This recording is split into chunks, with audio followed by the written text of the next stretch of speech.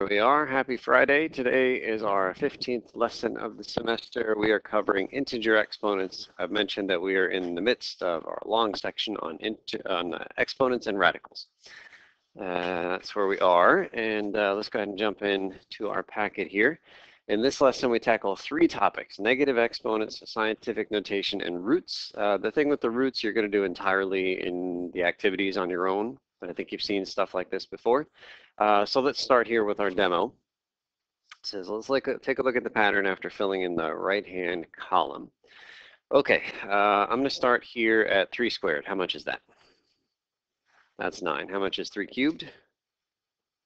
That's 27. 3 to the 4th, you might not have that one memorized, but you do have that perfect powers sheet. Let's make sure we're comfortable using it.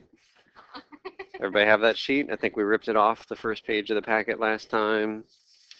So 3 to the 4th is on there. You just have to know where to look because we're doing a 4th power. You're looking for the perfect 4th powers. Do you have that sheet? We ripped it off the other side of that one. So look for your perfect 4th powers. And how much is 3 to the 4th? 81. Okay, let's fill in the one right below our 9 here. So 3 to the 1st, that's easy. That's just 3. Okay, so if I follow the pattern on the exponents from top to bottom, I've got a power of 4, 3, 2, 1, and the natural next number in that pattern is 0. And so we're going to fill in the definition for 3 to the 0. Now, I told you what any number to the 0 was last class. What did I say? I said 1. Anything to the 0 power is 1. But I just forced that on you last time. And today, we're going to make sure we understand why that is a very reasonable thing to define. A 0 exponent should equal 1. Let's look at our pattern here on the right-hand column. Would you guys agree that I could take 81 and divide it by 3 and get 27? I mean, it's just like the opposite of what we did because we kept multiplying by 3 going up this ladder. And 27 divided by 3 is 9. Yep. And 9 divided by 3 is 3. So this is our pattern. If we're going down this ladder, just divide the previous number by 3. So then what's my next number? It's 1, right? Take the previous number and divide it by 3. So defining this guy to be 1 is a perfectly natural thing to do. It just continues this pattern.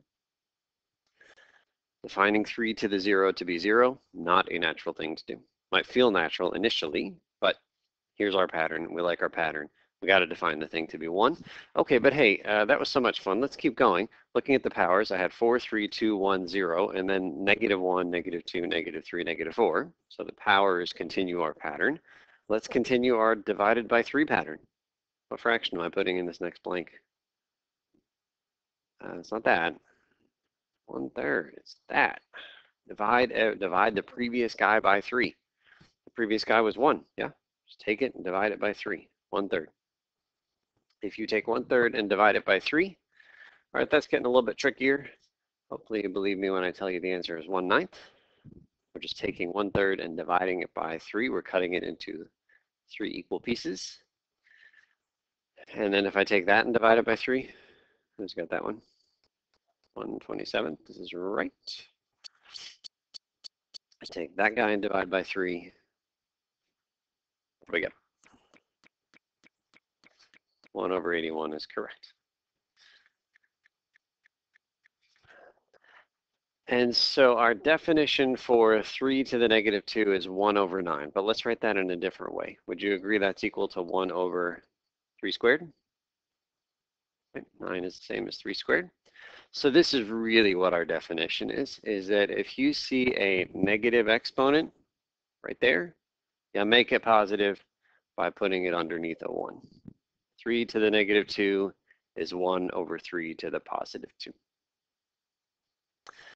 Turns out that if you have a negative exponent in the denominator, 3 to the -2 underneath a 1, then you can take that guy and bring it up to the numerator and make it a 3 to the +2. And so our shortcut, this is how I remember things, is that if you see a negative exponent, it indicates movement. Negative exponents include directions that say move me. If the negative exponent is in the numerator, you make the exponent positive by moving the factor into the denominator. If it was upstairs as a negative exponent, you move it downstairs and make it a positive exponent. The other direction, if it was a negative exponent in the denominator, you make the exponent positive by moving it to the numerator. Negative exponents mean movement. Let's put it all together. We're going to do this example. It's actually all typed out for us here, but instead we're going to start from scratch and ignore all the solution that's written there. So can you guys, I think there's enough space down here. Go ahead and copy that original problem.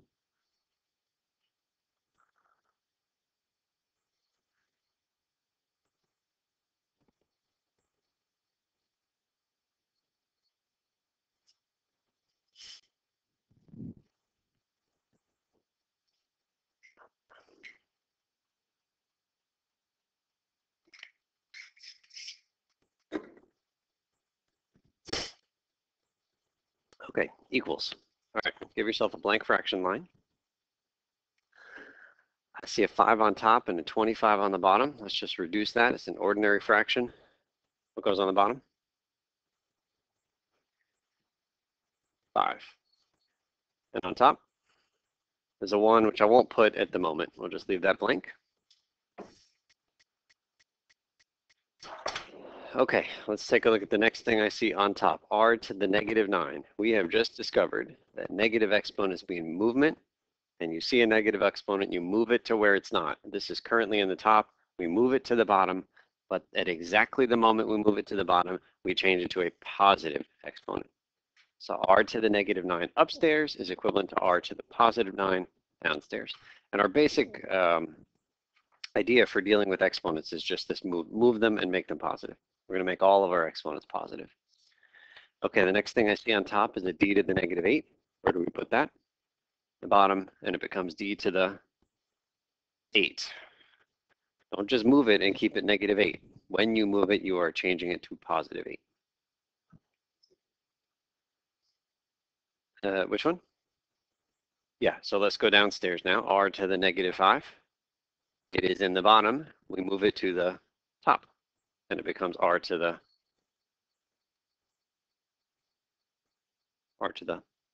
5th, positive 5. Okay, wherever it is, we move it. Let's deal with this d to the 3rd squared. This is one of the properties we saw last class. Do we add those exponents? We multiply those exponents. So it is a d to the 6th. Now I've seen some students take that d to the 6th and move it to the top. You don't move it to the top. It's already a positive exponent. The only things that tell you to move are negative exponents. So don't just start moving everything only because there's some negative exponents. The only things that move are the ones firmly attached to the negative exponents. Okay, now we're just applying, that's it for the negative exponents, right? Everything is positive here. So now we're applying our properties from last class. Let's look at the d's first. What do you do with those powers? You add them. So downstairs we get d to the 8 plus 6, that's 14. How about the powers on the r?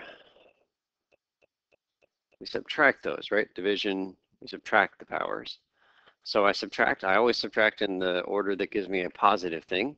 I do 9 minus 5 and get 4. Where do I put my r to the 4th? Bottom, because there were more of them in the bottom, right? Okay, there was also that 5 in the front. I guess it just gets copied there in the front. And I've gotten rid of everything that was in the top. So I got to put a placeholder. What goes up there? 1. Right, it's not a 0. You won't lose your fraction. It is a 1. So that's our answer right there.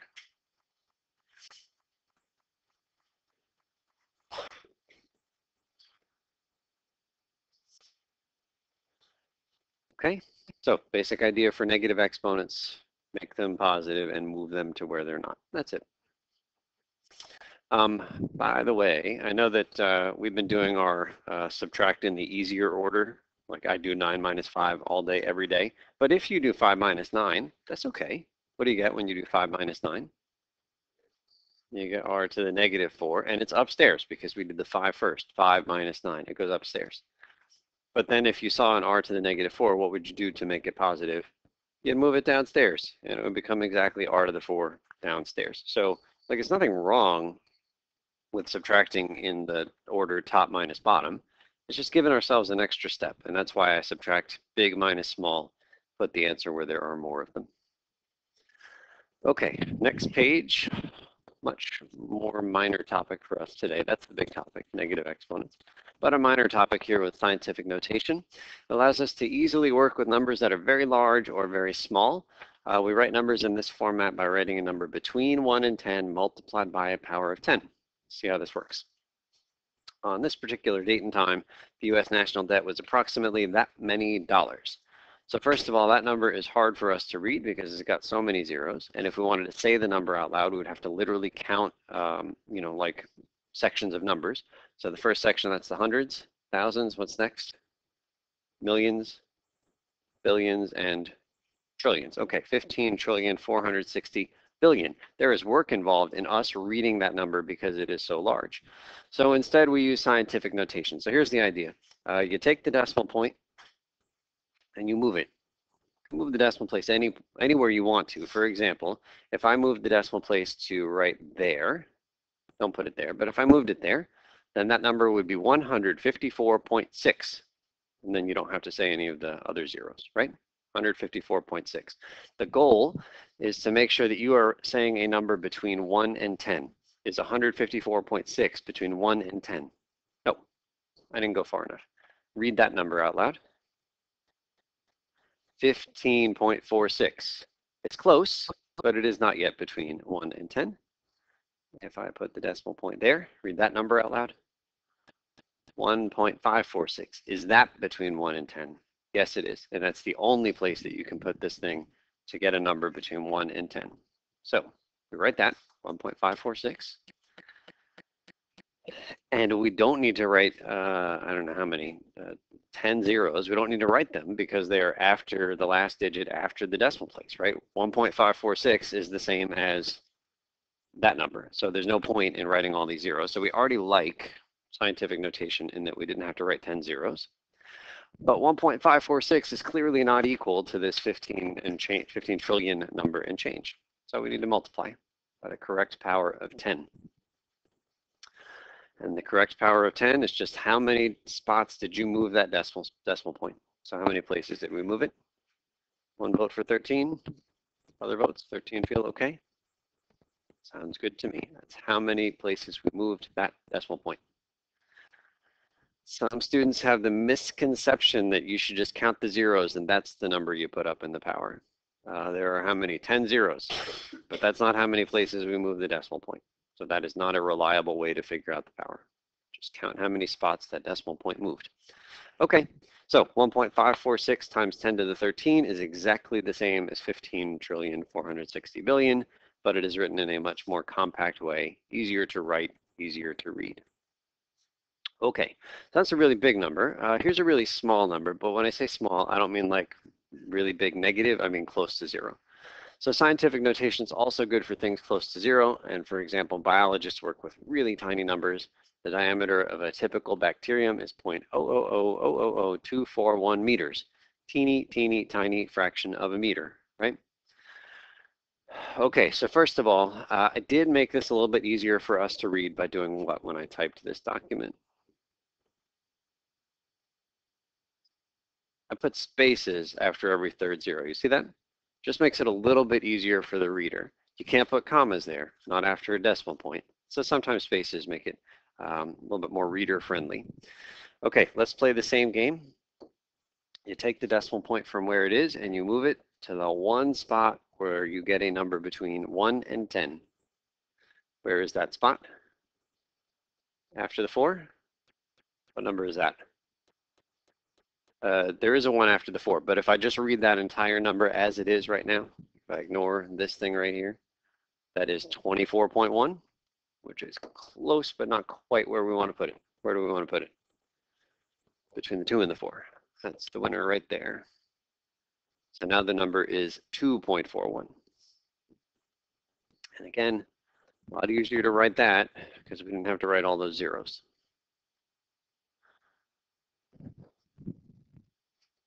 Times 10 to the, okay, how many spots did that decimal point move?